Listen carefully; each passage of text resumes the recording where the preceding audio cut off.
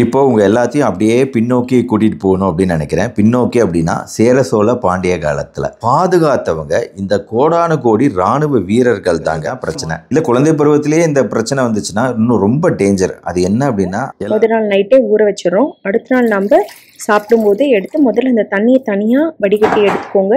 எல்லாருக்கும் வணக்கம். நான் டாக்டர் கார்த்திகேயன். ரைட் நவ் உங்க உடம்புக்குள்ளார ஒரு பெரிய யுத்தம் நடந்துட்டு இருக்கு அப்படின்னு சொன்னா நம்புவீங்களா?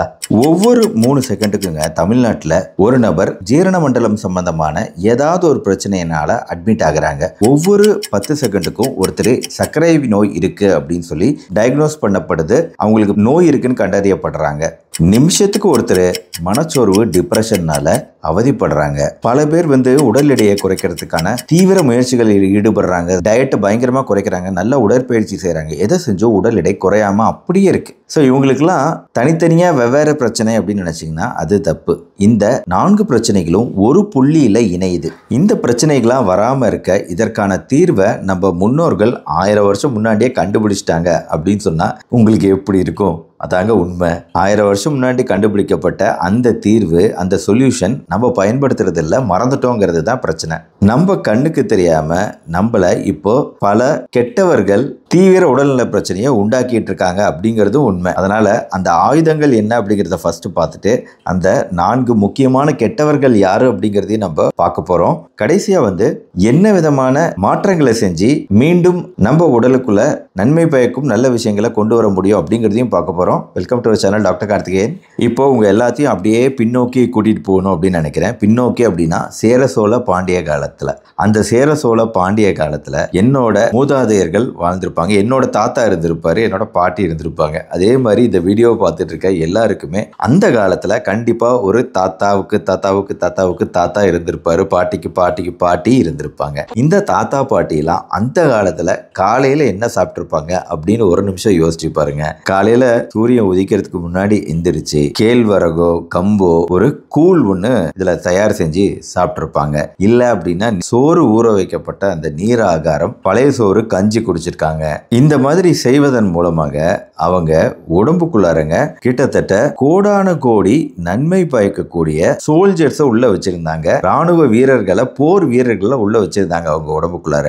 இந்த போர் வீரர்கள் தாங்க நம்மளுக்கு, நான் ஆரம்பத்துல சொன்ன பாத்தீங்களா, பல பிரச்சனைகள் நம்ம உடலுக்கு, சர்க்கரை நோய், உடல் எடை குறையாம இருக்கிறது, ஈவன் மூட்டு வலிகள், ஜாயிண்ட் பெயின், கைகால் வலி போன்ற பல விஷயங்கள் வராம நம்மள பாதுகாத்தவங்க இந்த கோடான கோடி ராணுவ வீரர்கள் தாங்க. இவங்க நம்ம உடம்புக்குள்ளார எந்த ஒரு வீக்கமும் வராம தடுத்தாங்க.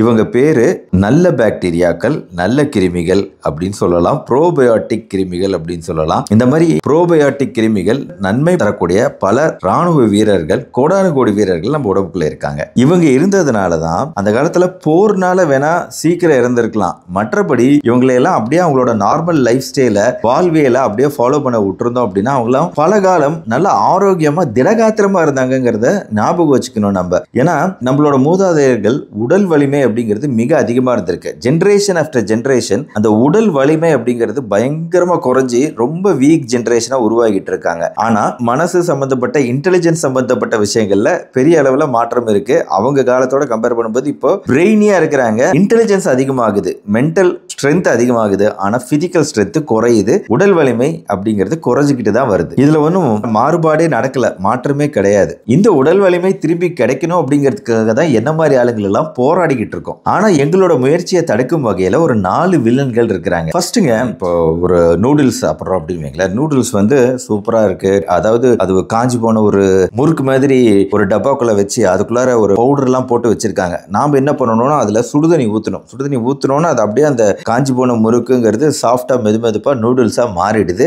பிளஸ் அது நிறமும் கிடைச்சிடுது. அதை சாப்பிட்டோன்னா பயங்கர சுவையா இருக்கு. ஆனா அதுல இருக்கக்கூடிய ப்ரிசர்வேட்டிவ், அதுல ஆட் பண்ணப்பட்ட நிறமிகள், இதெல்லாம் என்ன பண்ணுது, உள்ள போகும்போது நம்ம குடலை பாதிக்குது. குடல்ல இருக்கக்கூடிய கோடான கோடி ராணுவ வீரர்கள் அந்த படையை அழிக்கிறதுக்கு முயற்சி செய்யுது.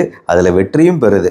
கொஞ்சம் கொஞ்சமா இந்த ராணுவ படையை நம்ம அழிச்சுக்கிட்டு இருக்கோம். இருக்கும் குடலுக்குள்ளார. ஃபர்ஸ்ட் நூடுல்ஸ், ரெண்டாவது நம்ம உடலுக்குள்ளார குடலுக்குள்ள ஒரு நியூக்ளியர் பாம்பை போடுறோம். தேவையில்லாம நம்ம ஒரு ஆன்டிபயோட்டிக் மாத்திரை சாப்பிட்றோம் அப்படின்னா, இன்னைக்கெல்லாம் செல்ஃப் மெடிகேஷன் ரொம்ப ஜாஸ்தி ஆயிடுச்சு. நேரம் மெடிக்கலுக்கு போறது, எனக்கு இப்படி இருக்கு அப்படின்னு சொல்லி மாத்திரை வாங்குறது. அந்த மாத்திரை கண்டிப்பா ஒரு ஆன்டிபயோட்டிக் மாத்திரையோட தான் தராங்க. அப்ப அந்த ஆன்டிபயோட்டிக் மாத்திரையை நீங்க உடலுக்குள்ள போடுறது அப்படிங்கிறது நீங்க நியூக்ளியர் பாம்பு உடலுக்குள்ள போடுற மாதிரி. பாம்பு போட்டோம்னா பெரிய அளவுல உயிர் சேதம் நடக்குது.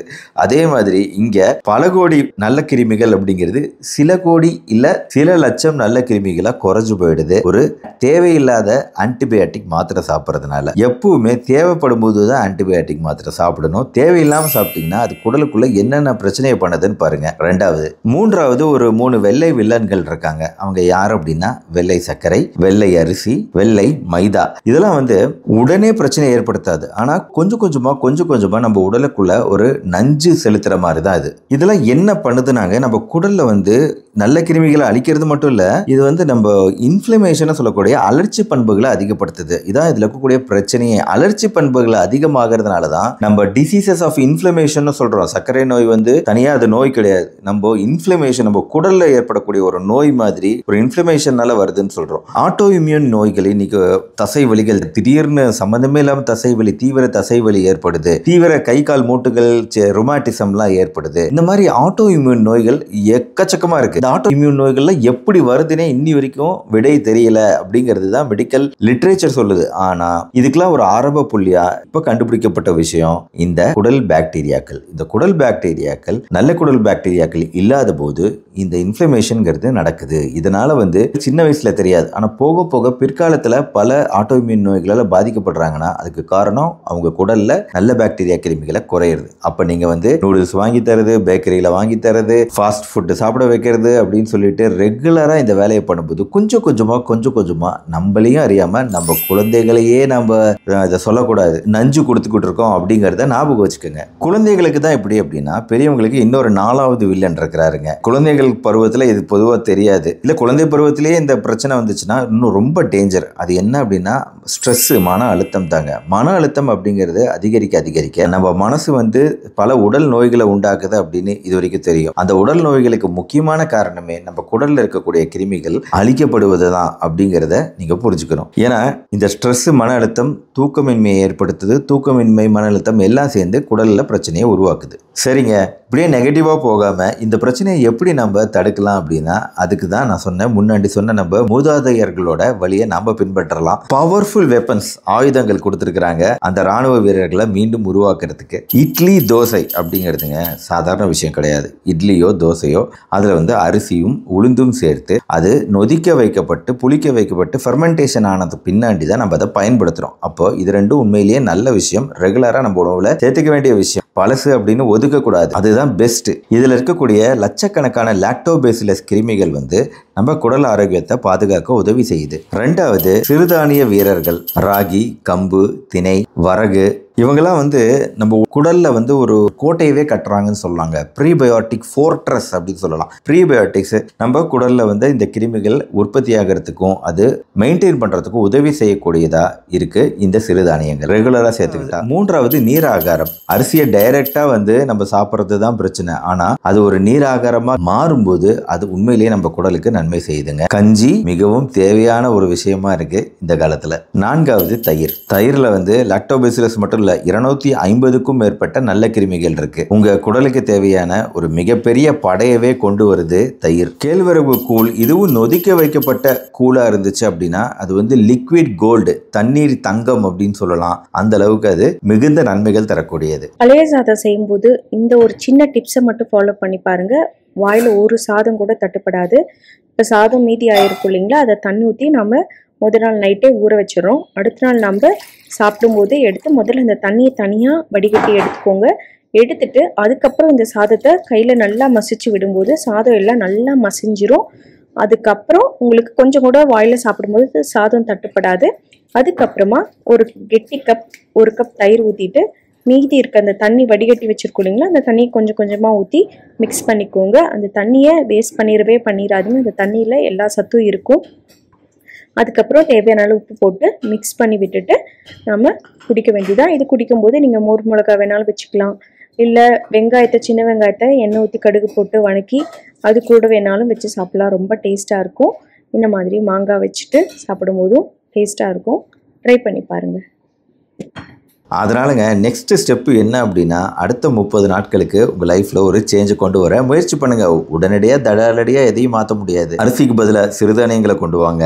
தேங்காய் தண்ணீர், இளநீர், முடிஞ்ச அளவு பாக்கெட்டில் எந்த உணவுகளும் வாங்காமல், பாக்கெட்லேயோ டப்பாவிலையோ வாங்காமல் டைரெக்டாக வீட்டில் தயார் பண்ண பாருங்கள். வீட்லேயே தயிர், இட்லி, தோசை தயார் பண்ணுங்க. தூர்தால், தோரம் பருப்பாகட்டும், பாசிப்பருப்பாகட்டும், இதெல்லாம் கூடங்க நம்மளுக்கு குடலில் கிருமிகளோட எண்ணிக்கையை கரெக்டாக வச்சுக்க உதவி செய்யக்கூடிய நல்ல புரத சத்து உள்ள எளிதாக ஜீரணமாகக்கூடிய விஷயங்கள். முருங்கைக்கீரை சேர்த்துக்குங்க.